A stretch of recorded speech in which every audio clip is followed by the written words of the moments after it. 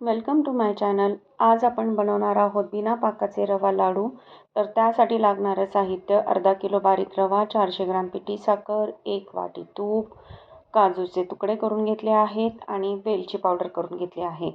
तर चला तर आपण बनवूया बिना पाकाचे रवा लाडू। कढई गरम करून त्यामध्ये तूप टाकायचं। तूप वितळलं की बारीक रवा छान असा ब्राऊन रंगाचा होईपर्यंत भाजून घ्यायचा आहे। तर एकजीव झाला आणि जेवढा जास्त रवा छान भाजला गेला तेवढा जास्त फुगतो तो। तर इथं रवा मस्त ब्राऊन कलरचा भाजला गेला आहे।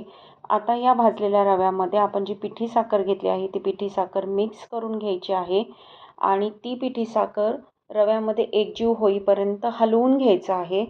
पिठी साखर छान हलवून आणि मिक्स करून घेतली की तो रवा छान असा चमच्याने उलटण्याने दाबून ठेवायचा की जेणेकरून दोघं एकजीव होतील आणि साखरेचा गोडवा त्या रव्याला लागेल आणि ते मिश्रण 20-25 मिनटं झाकून ठेवायचं।